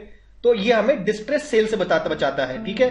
तो यहां पे हमने देखा जो PACs हैं, पब्लिक एग्रीकल्चर क्रेडिट सोसाइटी, ये फार्मर को क्रेडिट दे रहे हैं ताकि स्टोरेज कैपेसिटी डेवलप कर सके फार्मर्स। और स्टोरेज कैपेसिटी डेवलप करने वाला जो काम है ये अभी स्टार्ट हो गया है कुछ राज्यों में, जैसे कि त्रिपुरा, हरियाणा, ठीक है। हरियाणा अलावा आपका UP, MP, तमिलनाडु, इन कुछ स्टेट्स में ये काम अभी जोरों शोरों पे स्टार्ट हो चुका है। हम लोग स्टोरेज कैपेसिटी बढ़ाने जा रहे हैं। अब हम लोग बात करते हैं कुछ चैलेंजेस की और कुछ सॉल्यूशंस की, ठीक है। तो सबसे पहला चैलेंज तो ये है कि आपका फार्मर प्रोड्यूसर ऑर्गेनाइजेशंस जो है, ये बेसिकली वो कोऑपरेटिव सोसाइटी है जिनकी हेल्प हमें लेनी है सारा काम करने के लिए। तो ये जो कोऑपरेटिव सोसाइटी है, एक तो कोऑपरेटिव सोसाइटीज हैं, कोऑपरेटिव सोसाइटीज के अपने ही कुछ चैलेंजेस होते हैं, ठीक है। तो इन कोऑपरेटिव सोसाइटी एक तो सारे ऑल ब्लॉक्स में स्प्रेड नहीं है, सारे ब्लॉक्स में इनको ये स्प्रेड नहीं है, कुछ एरियाज में ही है, तो इनका स्प्रेड भी बढ़ाने की जरूरत है। अलग अलग जगह आपके फार्मर प्रोड्यूसर ऑर्गेनाइजेशंस आपके डेवलप होने चाहिए सारे ब्लॉक्स में कंट्री के। अच्छा, इसके अलावा ये एक चीज तो होती है कि सारी जो पॉलिसीज हैं, आपकी जो सारी पॉलिसीज है, हम लोग स्मॉल फार्मर्स को ध्यान में रख के बनाते हैं, लेकिन स्मॉल फार्मर्स को इसका लाभ मिलता नहीं है। और जो बड़े फार्मर्स है, लार्ज फार्मर्स हैं, बड़े फार्मर्स जो हैं, लार्ज फार्मर्स, बड़े फार्मर्स इसका इस्तेमाल कर लेते हैं, यूज कर लेते हैं, ठीक है। तीसरा जो पॉइंट है वो ये है कि भाई बनाना तो आसान है, भाई इंफ्रा को हम लोग बिल्ड तो कर देंगे, लेकिन बिल्ड करना मेन प्रॉब्लम नहीं है। इंफ्रा बिल्ड करना मेन प्रॉब्लम नहीं है, मेन प्रॉब्लम है इसका मैनेजमेंट देखना, इसको प्रॉपर तरीके से मैनेज करना, और इसका जो क्वालिटी है, जो आपकी फूड की क्वालिटी को मेंटेन रखना, ये एक बड़ा काम है, ठीक है। तो इसके हमें फोकस करना है। तो कुछ सोल्यूशंस हो सकते हैं कि हम लोग यूज करें PPP मॉडल का। PPP मॉडल का इस्तेमाल हम लोग कर सकते हैं ये करने के लिए। इसके अलावा हो सकता है कई जगह आपके नए इंफ्रास्ट्रक्चर बनाने की जरूरत ना पड़े।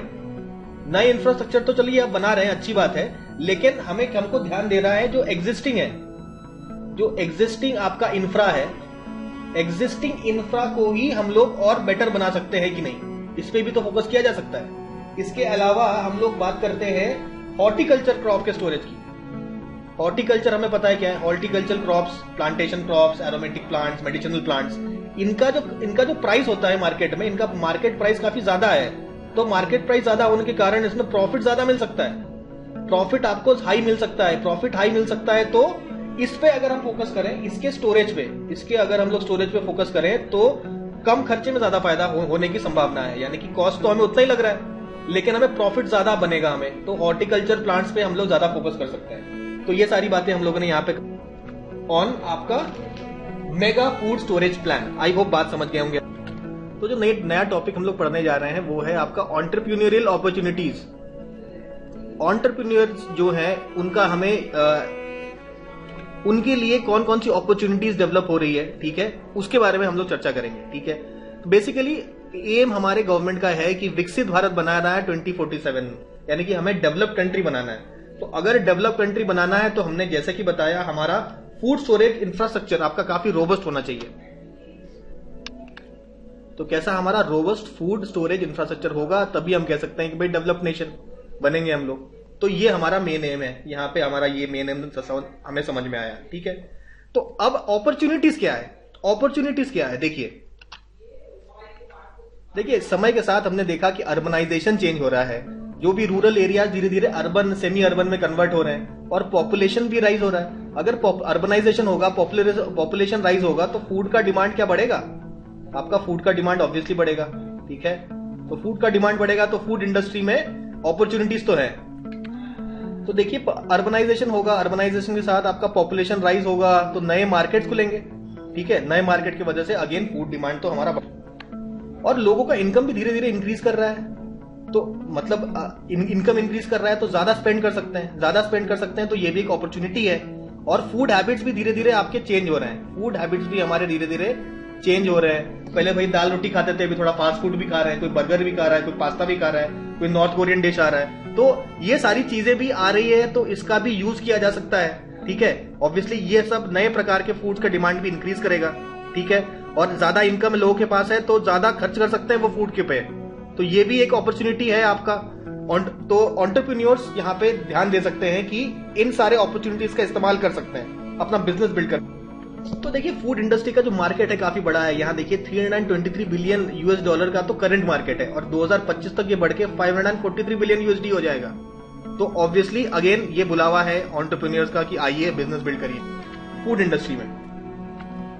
देखिए फूड डिमांड की अगर हम बात करें इंक्रीज हो रहा है, हम जानते हैं कि जो प्रोसेस्ड फूड है, प्रोसेस्ड फूड का डिमांड भी बढ़ रहा है, प्रोसेस्ड फूड का डिमांड भी बढ़ रहा है। आपका वैल्यू एडेड फूड का भी आपका डिमांड इंक्रीज कर रहा है। तो ऑब्वियसली फूड प्रोसेसिंग इंडस्ट्री में भी ज्वाइन हो सकते हैं लोग, ठीक है। बिजनेस बन सकता है आपका फूड प्रोसेसिंग इंडस्ट्री में, ठीक है। वैल्यू एडिशन करने वाले इंडस्ट्रीज में भी दोनों एक ही बात होगी, बेसिकली वैल्यू एडिशन एक प्रकार का प्रोसेसिंग ही है। तो इन फूड्स का अगर डिमांड बढ़ रहा है तो एक अपॉर्चुनिटी है आपका इन बिजनेसेस में, आपके एंटरप्रेन्योरशिप अपॉर्चुनिटीज बनते। लेकिन कुछ चैलेंजेस भी होंगे। सबसे पहला चीज है कि हमारे जो स्टोरेज में काफी ज्यादा फूड का लॉस हो जाता है, फूड का लॉस देखने को मिलता है और स्टोरेज फैसिलिटी की कैपेसिटी कम है और आपके ऐसे कोल्ड स्टोरेजेस, आपके कोल्ड चेन्स, कोल्ड स्टोरेजेस आपके कम है। तो ये कुछ चैलेंजेस है इस इंडस्ट्री में। तो ऑब्वियसली हमको फूड का जो लॉस है, फूड का जो आपका वेस्ट है, फूड के वेस्ट को हमें कम करना है और कोल्ड चेन की कैपेसिटी बढ़ानी है, number of cold storages increase करने हैं। अब हम लोग चर्चा करते हैं सप्लाई चेन की। जो फूड आपके प्रोसेसिंग का पूरा सप्लाई चेन कैसा होगा वो स्टडी करेंगे। सबसे पहले बात करते हैं हम लोग प्रोडक्शन की। तो प्रोडक्शन में आपके जैसे सीड होने चाहिए प्रॉपर और आपके इक्विपमेंट्स प्रॉपर होने चाहिए, इक्विपमेंट्स आपके एग्रीकल्चर इक्विपमेंट्स वगैरह आपके प्रॉपर होने चाहिए। तो ये कुछ चीजें हैं प्रोडक्शन की। तो अब आपके फूड का प्रोडक्शन हो गया, फूड के प्रोडक्शन के बाद इसकी आपकी प्रोसेसिंग होती है। प्रोसेसिंग में कौन कौन सी चीजें हैं, जैसे कि आपका वॉशिंग हो गया, आपका क्लीनिंग हो गया, एक ही बात है वैसे, वॉशिंग हो गया, क्लीनिंग हो गया, उसके बाद ड्राइंग हो गया, उसके बाद ड्राई भी तो करेंगे, उसके बाद हम लोग इसका फ्रीजिंग करना पड़ेगा, कभी कभी फ्रीजिंग करना पड़ सकता है। तो ये प्रोसेसिंग होता है आपका। तो प्रोडक्शन हो गया, उसके बाद इस फूड की प्रोसेसिंग हो गई। प्रोसेसिंग के बाद इकट्ठा करना होगा, जिसको हम लोग बोलते हैं एग्रीगेशन। और एग्रीगेशन मतलब इकट्ठा कर दिया, इकट्ठा करने के साथ इसको करना पड़ेगा हमें डिस्ट्रीब्यूट। तो डिस्ट्रीब्यूशन भी हम लोग देखेंगे, ठीक है, एग्रीगेशन एंड डिस्ट्रीब्यूशन। देखिए अब हम लोग नेक्स्ट बात करते हैं, भाई इकट्ठा हो गया, डिस्ट्रीब्यूट करना है। तो भाई डिस्ट्रीब्यूट करने के लिए भाई आपका ट्रांसपोर्टेशन के लिए ट्रक्स चाहिए। ये जो ट्रक्स और ट्रांसपोर्टेशन के लिए जो भी व्हीकल्स है उनका मैनेजमेंट करना है, लॉजिस्टिक्स मैनेजमेंट। इसके अलावा स्टोरेज फैसिलिटी बिल्ड करनी है, आपके जो मार्केटिंग करनी है, मार्केटिंग कोऑपरेटिव्स आपको बिल्डअप करने हैं। तो ये सब आपका तीसरा काम हो गया। प्रोडक्शन हो गया, प्रोसेसिंग हो गया, एग्रीगेशन और डिस्ट्रीब्यूशन हो गया। इसके अलावा रिटेल तो रिटेलर्स को भी चला जाता है। तो मतलब सारे आपके पब्लिक डिस्ट्रीब्यूशन सिस्टम से तो नहीं लेते हैं ना, फेयर प्राइस शॉप, सबके पास राशन कार्ड तो नहीं होता है ना। तो जिनके पास राशन कार्ड नहीं है उनको रिटेल में खरीदना पड़ेगा। रिटेल में जो रिटेल शॉप्स होते हैं, परचून की दुकान होती है ना जो, जहां, तो ये रिटेलर्स के पास चला जाता है। तो रिटेलर्स का भी काम होता है ऑब्वियसली। इसके अलावा पैकेजिंग का काम है, आपका पैकेजिंग तो करना पड़ेगा, तो एक पैकेजिंग भी एक काम हो गया, ठीक है। तो वो रिटेलर्स हो या डिस्ट्रीब्यूशन हो, तो कहीं ना कहीं आपको फूड को तो पैक करना पड़ेगा, तो पैकेजिंग भी एक काम है। इसके अलावा ये सारे काम करने के लिए आपको फाइनेंस की जरूरत होती है, तो आपका फाइनेंशियल सेक्टर भी इसमें हेल्प कर सकता है, तो फाइनेंस वाला काम भी है। तो ये सारे काम होते हैं आपके supply chain of a food system में, और इन किसी भी काम में आपके एंटरप्रेन्योरियल अपॉर्चुनिटीज ढूंढा जा सकता है, बिजनेस क्रिएट किया जा सकता है, चाहे फाइनेंस हो, पैकेजिंग हो, रिटेल हो, एग्रीगेशन, डिस्ट्रीब्यूशन, प्रोसेसिंग, प्रोडक्शन, इन सब काम में आपके एंटरप्रेन्योरल अपॉर्चुनिटीज हैं, ठीक है। Sorry for the pronunciation. और क्या इसमें इन्वेस्टमेंट की जरूरत है? ऑफकोर्स इन्वेस्टमेंट की जरूरत है। तो 2014 के बाद से आपका फॉरेन डायरेक्ट इन्वेस्टमेंट आपका फूड बिजनेस में करीबन 50,000 करोड़ से ज्यादा का लगा हुआ है, ठीक है, investment.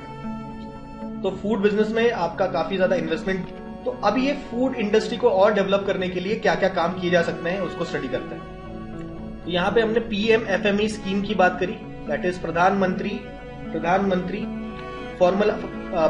Formalisation of micro food processing enterprises. ये हम लोग ऑलरेडी स्टडी कर चुके हैं। आपका फूड प्रोसेसिंग इंडस्ट्री को बढ़ावा दिया जा रहा है, तो गवर्नमेंट के द्वारा कई सारे फूड पार्क्स बनाए जा रहे हैं, आपके कोल्ड स्टोरेजेस।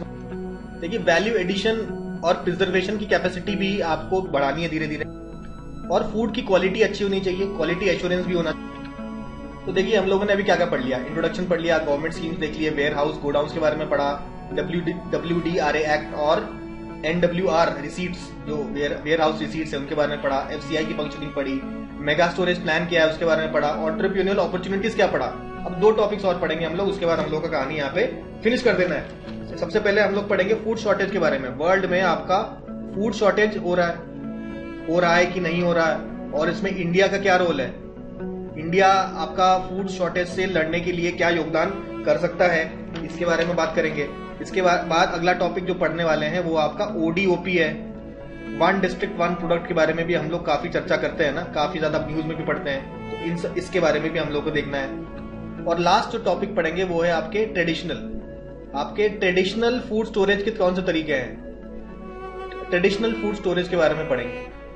तो आखिरी 3 टॉपिक्स हैं, इसको कंप्लीट करेंगे तब जाके हमारा कवर होगा। काफी धैर्य बना के रखा है, उसके लिए भाई थैंक यू वेरी मच। थोड़ा सा धैर्य और बनाइए, पूरा टॉपिक खत्म हो जाएगा। तो देखिए फूड शॉर्टेज की अगर हम बात करें तो टोटल दुनिया में 8 बिलियन पीपल है, उसमें 820 मिलियन लोग जो है हर रोज भूखे सोते हैं। अगला जो है 9 मिलियन लोग हर साल 9 मिलियन लोग भूख के मारे मरते हैं। और एक डेटा अगर हम देखें तो 29.6%, करीबन 30% लोग जो है दुनिया में उनको एडिक्वेट सप्लाई ऑफ फूड नहीं मिलता, मतलब खाना तो मिलता है लेकिन भरपूर मात्रा में खाना नहीं मिलता, एडिक्वेट सप्लाई ऑफ एक्सेस नहीं मिलता फूड को। तो ये कुछ आपके फैक्ट्स हैं जो ये बताता है कि वर्ल्ड में काफी ज्यादा फूड शॉर्टेज है, और जो टारगेट हम लोग को अचीव करना है SDG, target of zero hunger, इसको अचीव करने में अभी भी काफी मेहनत करनी पड़ेगी। अब इस पर्टिकुलर जो हमारा एम है जीरो हंगर का, इसको पूरा करने के लिए इंडिया का क्या रोल हो सकता है वो। तो इंडिया की बात करें तो सेकेंड लार्जेस्ट प्रोड्यूसर ऑफ आपका राइस है, और सेकेंड लार्जेस्ट प्रोड्यूसर ऑफ आपका वीट भी है, ठीक है। और इंडिया में काफी ज्यादा सीजन है, डाइवर्स सीजन्स, तो अलग अलग सीजन में अलग अलग आपके फूड आइटम्स आपको मिलते हैं, तो आपके सीजनल वेरिएशन देखने को मिलते हैं। काफी सारे फ्रूट्स मिलते हैं, काफी सारे वेजिटेबल्स मिलते हैं, डाइवर्स फ्रूट्स एंड वेजिटेबल्स, जैसे अलग अलग एरिया में कुछ स्पेशल फ्रूट्स मिलते हैं, ठीक है। इंडिया में कई सारे एरियाज है और हर एरिया का एक स्पेशल फ्रूट है, अलग अलग सीजन्स में अलग अलग वेजिटेबल्स मिलते हैं। तो इस हिसाब से देखा जाए तो इंडिया काफी ज्यादा ब्लेस्ड है, और इंडिया में काफी ज्यादा diverse food, vegetables, grain, cereals, ये सब आपका अवेलेबल होता है, ठीक है। तो अब इंडिया क्या हेल्प कर सकता है वर्ल्ड? पहली चीज है कि भाई एक्सपोर्ट कर सकते हैं, इंडिया के ट्रेडर्स आपके जो ग्रेन्स हैं एक्सपोर्ट कर सकते हैं, फूड आइटम एक्सपोर्ट कर सकते हैं। तो 3 मिलियन टन आपका फूड प्रोडक्शन जो है ये आपका एक्सपोर्ट हुआ था अप्रैल से लेकर जुलाई तक, ये तो एक डेटा मेंशन्ड है। तो इंडिया बात करें मिलेट्स, तो कोर्स ग्रेन्स है, उसमें इंडिया काफी ज्यादा रिच है। तो इसके एग्जांपल्स अगर हम देखें तो बात करेंगे पहले पर्ल मिलेट। तो वर्ल्ड में देखा जाए तो इंडिया का जो मार्केट कैप्चर है वो that is about 40.51%, sorry market capture कह रहा हूं, जितना भी आपका प्रोडक्शन होता है उसका 40.51% तो इंडिया से प्रोड्यूस होता है। बात करते हैं अगर पर्ल मिलेट्स की। इसके अलावा सोरगम का प्रोडक्ट का कितना 8% प्रोडक्शन होता है वर्ल्ड का सोरगम इंडिया में, ठीक है। तो मिलेट्स के मामले में इंडिया काफी ज्यादा, और 2023 को इंटरनेशनल ईयर ऑफ मिलेट्स भी डिक्लेयर किया जा रहा है। तो इंडिया जानती है कि मिलेट्स में इंडिया रिच है, तो मिलेट्स को अगर हम ज्यादा प्रमोट करेंगे तो मिलेट्स का एक्सपोर्ट बढ़ेगा दूसरे कंट्रीज में, और इससे इंडिया का फायदा होगा, ट्रेड में इंप्रूवमेंट होगा, ठीक है। और हमारा फायदा होगा, और वर्ल्ड का क्या फायदा होगा, वर्ल्ड आपका हंगर से फाइट कर पाएगा और बेटर तरीके, और एसडीजी जो गोल है जीरो हंगर तक रीच कर पाएगा। तो अगला ये है कि भाई किस तरीके से इंडिया हेल्प करेगा, तो इस कड़ी में आगे देखते हैं। तो इंडिया को अब और भी रिसर्च एंड डेवलपमेंट में वर्क करने की जरूरत है, रिसर्च एंड डेवलपमेंट पे काम, और इसके अलावा कोल्ड चेन इंफ्रास्ट्रक्चर यानी कि कोल्ड स्टोरेज का जो इंफ्रास्ट्रक्चर है उसको भी डेवलप करना है इंडिया को, ठीक है। और तीसरा स्टैंडर्डाइजेशन पे वर्क करना है, आपके फूड स्टैंडर्ड्स डेवलप करना है, मतलब एक प्रॉपर स्टैंडर्ड का फूड ही डेवलप। तो स्टैंडर्डाइजेशन फूड का नहीं, इसके अलावा लॉजिस्टिक्स और आईटी सिस्टम्स जो है, जो कि आपका फूड इंडस्ट्री में यूज होती है, उसका भी स्टैंडर्डाइजेशन करने की जरूरत है, क्योंकि स्टैंडर्ड प्रोडक्ट्स आप बनाएंगे तभी आप आपका वर्ल्ड मार्केट में एंटर कर पाएंगे। हम लोग जानते हैं वर्ल्ड मार्केट काफी कॉम्पिटिटिव है, अगर आपके स्टैंडर्ड्स ठीक नहीं होंगे तो वर्ल्ड मार्केट में आपकी एंट्री नहीं हो पाए। तो ये कुछ हम लोगों ने बात करी चैलेंजेस की, चैलेंजेस जो कि इंडिया फेस करता है आपका एक्सपोर्ट बढ़ाने के लिए, यानी कि एक्सपोर्ट बढ़ाने में जो चैलेंजेस फेस करता है वो हम लोगों ने। अच्छा, यहाँ पे एक चीज मिस किया हम लोगों ने, बात किया हमने बायोफोर्टिफाइड मिलेट। बायोफोर्टिफाइड मिलेट आपका बनाया गया है, वो बेटर क्वालिटी का मिलेट है। तो अब हम लोग आखिरी टॉपिक देखेंगे ऑन वन डिस्ट्रिक्ट, नहीं मतलब सेकंड लास्ट टॉपिक देखेंगे, that is one district one product. तो मेन ऑब्जेक्टिव क्या है आपका वन डिस्ट्रिक्ट वन प्रोडक्ट का, तो ये है कि आपका डेवलप करना export potential of each district of the country. Her district में कुछ ना कुछ ऐसा सामान जो होता है जो हम लोग एक्सपोर्ट कर सकते हैं, तो उस पर्टिकुलर प्रोडक्ट को उस डिस्ट्रिक्ट में हमें काफी ज्यादा प्रमोट करना है, ठीक है। तो ये तो हमें एक्सपोर्ट पोटेंशियल डेवलप करेगा। इसके अलावा आपका वोकल फॉर लोकल भी प्रमोट हो रहा है, वोकल फॉर लोकल यानी कि लोकल जो गुड्स हैं उनका प्रमोशन हो रहा है।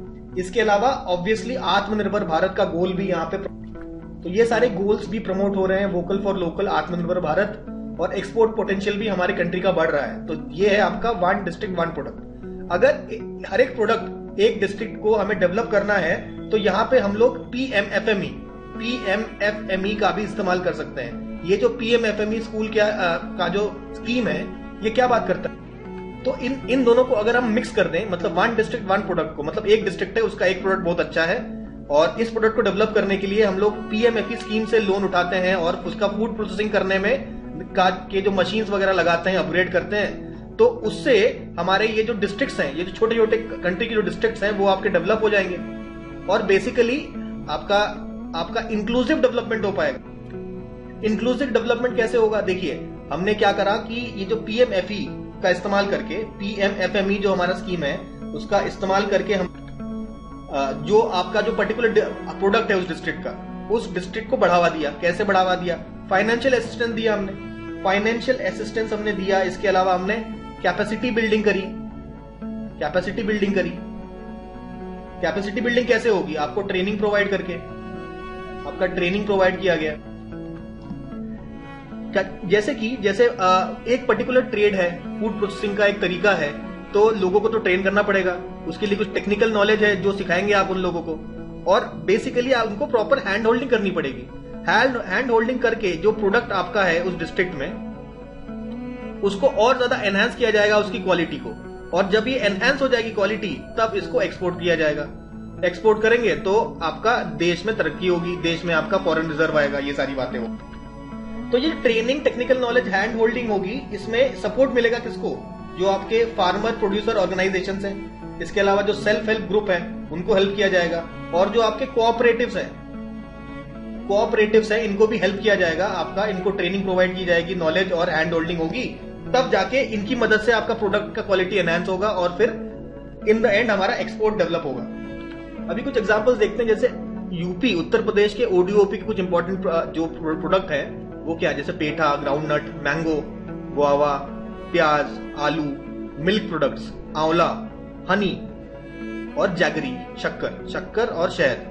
तो ये कुछ आपके प्रोडक्ट्स हैं जो यूपी के ओडीओपी में आते हैं, वन डिस्ट्रिक्ट वन प्रोडक्ट। तो भाई इसके कुछ बेनिफिट्स हैं। आपके ओडीओपी जो आपका प्रोजेक्ट है, इसके काफी फायदे हैं। पहली बात, ये बॉटम अप अप्रोच है। बॉटम अप अप्रोच का अगर मतलब समझे तो ये है कंट्रीब्यूशन ऑफ ऑल पीपल। कैसे है? जैसे लेटर से एक डिस्ट्रिक्ट है, उस गांव में एक पर्टिकुलर प्रोडक्ट बनाया जाता है, लेटर से पेठा बनाया जा रहा है, ठीक है। ये जो पेठा बनाया जा रहा है, तो ये आप एक कोऑपरेटिव सोसाइटी है।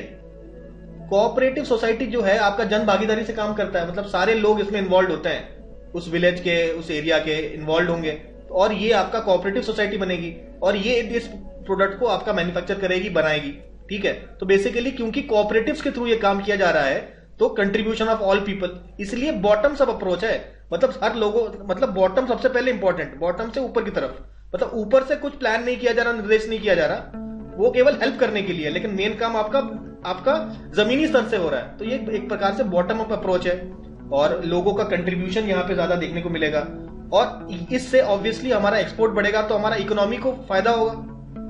हमारा इकोनॉमी को क्यों फायदा हो रहा है? क्योंकि एक्सपोर्ट्स बढ़ेगा तो आपका डॉलर्स मिलेंगे, यानी कि फॉरेन करेंसी इंडिया में आएगी, तो आपका जो रूपी होगा और ज्यादा स्ट्रांग होता चला जाएगा, ठीक है। तो ये हमारी इकोनॉमी को बूस्ट मिलेगा बिकॉज ऑफ ऑल दीज, ये इस वाले जो ओडीओपी स्कीम से आपके ये सारे बेनिफिट्स आपके होंगे।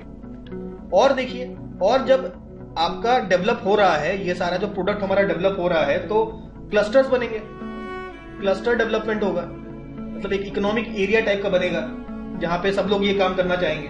जैसे कुछ एरिया नहीं होता आपके शहर में जहां पे केवल ज्वेलर्स लोग बैठते हैं, तो उसी प्रकार के क्लस्टर्स डेवलप होने लग जाएंगे, ठीक है। उसके अलावा आपका वैल्यू एडिशन होगा, वैल्यू एडिशन होगा तो प्रॉफिट ज्यादा होगा, ठीक है। जैसे कि भुट्टे की वैल्यू कम है, लेकिन उससे पॉपकॉर्न बना दिया जाए तो वैल्यू बढ़ जाएगा, तो वैल्यू एडिशन से फायदा होता है। इसके अलावा मार्केटिंग होगा, ओडीओपी के कारण आपका मार्केटिंग हो रहा है ना प्रोडक्ट्स का। पहले तो फॉरेन के लोग नहीं जानते थे कि भाई पेठा कहां से आता है, लेकिन अब फॉरेन के लोग जानने लगेंगे, तो भाई ब्रांडिंग हुई, मार्केटिंग हुई, ब्रांडिंग और मार्केटिंग का फायदा हुआ, ठीक है। तो ये सारी चीजें होंगी आपके वन डिस्ट्रिक्ट वन प्रोडक्ट को अगर और बढ़ाया जाएगा, तो इससे ये सारे फायदे हमें देखने।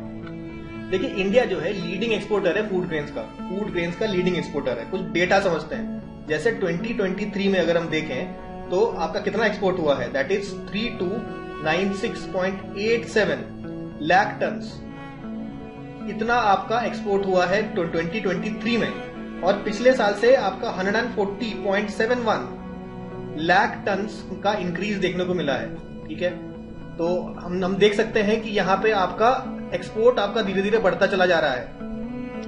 तो अभी तक फूड स्टोरेज की अगर हम बात करते हैं, तो फूड स्टोरेज की बात हम लोगों ने देखा कि हमारा साइलोज बनता था, ठीक है, और एफसीआई किस तरीके से आपका फूड स्टोरेज करती थी। लेकिन अब अगर छोटे छोटे विलेजेस में जो ग्रामीण लोग हैं, उनका अपना ट्रेडिशनल तरीका होता है आपका स्टोर करने का। आपका कुछ ट्रेडिशनल तरीकों से स्टोर करते हैं, उनके कुछ नाम देखेंगे आगे, हम पिक्चर से और समझेंगे। जैसे कि एक आंध्रा स्टाइल है, आंध्रा स्टाइल, ठीक है, ये चलिए पिक्चर से ही देख लेते हैं हम लोग। तो आंध्रा स्टाइल देखेंगे, देखिए यहाँ पे, नहीं ये एक स्टाइल है जिसको हम लोग मोरई बोलते हैं, मोरई, MORAI। तो इस तरीके से आप एक सिलिंड्रिकल एक शेप में बनाते हैं स्ट्रक्चर, और यहाँ पे इसके अंदर आपके ग्रेन स्टोर हो रहे हैं, ठीक है, जिसे बोलते हैं मोरई। फिर हम लोग आगे देखेंगे आंध्रा स्टाइल। आंध्र प्रदेश में इस तरीके से जमीन में आप इस तरीके से मिट्टी से ढक के आप गाड़ देते हैं जितने भी फूड ग्रेन्स होते हैं, तो ये आंध्र प्रदेश में यूज होता है। उसके बाद कोथर, इस तरीके का एक स्ट्रक्चर आप देख सकते हैं, गाँव में भी देख सकते हैं, कोथर होता है, तो ये ग्रेन स्टोर हो रहा है इसमें, ठीक है। इसके अलावा हमने देखा कुप, इस तरीके का एक स्ट्रक्चर बनाते हैं हम लोग, ठीक है, स्टोर करने के लिए, जिसे बोलते हैं कुप। और ऐसे मटके जैसा होता है ना, अंडे आपके आकार का एक मटका होता है, यहाँ पे हम लोग ग्रेन स्टोर करते हैं, तो इसको बोलते हैं बरोला। तो इस तरीके के हम लोगों ने कुछ चीजें देखी जहां पे हम लोग स्टोर कर सकते हैं। जैसे आपका सिलिंड्रिकल ग्रेन बिन, सिलिंड्रिकल शेप का कुछ बना सकते हैं आप लोग। एक होता है रेक्टेंगुलर बिन, ठीक है, सिलिंड्रिकल बिन। तो ये कुछ ट्रेडिशनल तरीके हैं जहां से हम लोग, देखिए यहाँ पे हमने कुछ स्टाइल्स लिख दिए जो ट्रेडिशनल स्टोरेज के स्टाइल्स होते हैं, जैसे आंध्रा स्टाइल, बुखारी स्टाइल, मोरई, कोतर, बरोला, कुप, क्रिब, कनाजा और संदूक। तो ये कुछ तरीके हैं स्टोर करने के, ठीक है। और कुछ हम लोगों ने अभी पिक्चर्स देखे, तो इस तरीके से हम लोग देख सकते हैं, ठीक है। अब कुछ फायदे हैं ना ट्रेडिशनल के। जो ट्रेडिशनल तरीके हैं ये काफी इको फ्रेंडली होते हैं, इको फ्रेंडली होने के साथ काफी चीप होते हैं, काफी सस्ते होते हैं, और काफी अलग अलग डिजाइन के होते हैं। डिजाइन इनके काफी वेरी करते हैं, जैसा एरिया होगा, जैसा उसका क्लाइमेट होगा, तो क्लाइमेटिक रीजियंस जैसे जैसे चेंज होते जाते हैं, स्टोर करने का जो डिजाइन है वो भी आपका चेंज होता चला जाता है। ठीक है, और तो ये सारे ट्रेडिशनल जो मेथड्स हैं उनके ये सारे फायदे हैं। ठीक है, और कुछ ट्रेडिशनल मेथड्स देखते हैं, जैसे कि आपका सन ड्राइंग करते हैं। तो नॉर्थ इंडिया में धूप में सुखा दिया जाता है, ठीक है, स्टोर करने से पहले। इसके अलावा सॉल्ट का इस्तेमाल करते हैं, कॉमन सॉल्ट, ये आपका इमली, टैमरिंड को स्टोर करने के लिए, और रेड ग्राम को भी स्टोर करने के लिए हम लोग सॉल्ट का इस्तेमाल करते हैं। कुछ लोग नीम की कोटिंग करते हैं, नीम के पत्तों की, और एक थुम्बई का पत्ता, थुम्बई लीव्स और नीम लीव्स का इस्तेमाल करते हैं, जैसे रागी को स्टोर करने के लिए। एग्जाम्पल तमिलनाडु में बेसिकली ऐसा ही किया जाता है। इसके अलावा आपका कपूर का इस्तेमाल करते हैं, कैम्फर का भी इस्तेमाल किया जाता है। आपका पल्सेस और ग्रेन्स, इनको प्रिजर्व करने के लिए, आपको बेसिकली रैट्स से बचाने के लिए, चूहों से बचाने के लिए हम लोग कैम्फर का इस्तेमाल करते हैं। ठीक है, तो ये सारी चीजें हैं, ये कुछ ट्रेडिशनल तरीके हैं जिस तरीके से हम लोग स्टोर करते हैं, और ये हम लोगों ने यहाँ पे देखा। तो भाई कंक्लूजन में हमें ये देखना, लॉस को मिनिमाइज करना है, लॉस को हमें कम से कम रखना है। ठीक है, और इसके लिए हम लोग को मशीन का इस्तेमाल करना पड़ता है, मशीन का हमें यूज करना पड़ेगा, और ये भी ध्यान रखना पड़ेगा राइट टाइम टू हार्वेस्ट, सही समय पे हम लोग हार्वेस्ट करें, राइट टाइम टू हार्वेस्ट। ठीक है, इसको भी ध्यान रखना पड़ेगा। सोलर ड्रायर का इस्तेमाल करते हैं हम लोग, सोलर ड्रायर का भी इस्तेमाल कर सकते हैं। तो ये कुछ तरीके और हैं हमने देखे। और एक चीज हम लोग को ध्यान रखना है कि जो ट्रेडिशनल तरीके हैं, ट्रेडिशनल तरीकों का इस्तेमाल हम लोग कर सकते हैं, लेकिन ट्रेडिशनल तरीकों को हम लोग आपके मॉडर्न टेक्नोलॉजी के साथ, आपको इंटीग्रेट करना पड़ेगा, ताकि हम लोग जो ट्रेडिशनल तरीकों का भी फायदा ले सकें और मॉडर्न जो टेक्नोलॉजी है उसका भी हम लोग इस्तेमाल कर सकें। दोनों का जब हम लोग इस्तेमाल करेंगे तब जाके हमारा फूड सिस्टम और ज्यादा रोबस्ट होता चला जाएगा। तो इसके साथ ही हम लोगों ने फूड सिस्टम्स और का जो हमारा जो आर्टिकल है कुरुक्षेत्र वाला, उसको एकदम सिरे से अच्छे से अंडरस्टैंड कर लिया है। सारे टॉपिक, सारे जो बात, छोटी छोटी बातें हैं इस आर्टिकल में, ये सब हम लोग कवर कर चुके हैं। इसको एक दो बार देखिएगा, पूरा आपको तैयार हो जाएगा, और मेंस में इससे कोई क्वेश्चन अगर आएगा तो इसको आप टैकल कर सकते हैं इन सब नॉलेज के साथ। तो आज के लिए इतना ही, मिलते हैं हम लोग नेक्स्ट लेक्चर।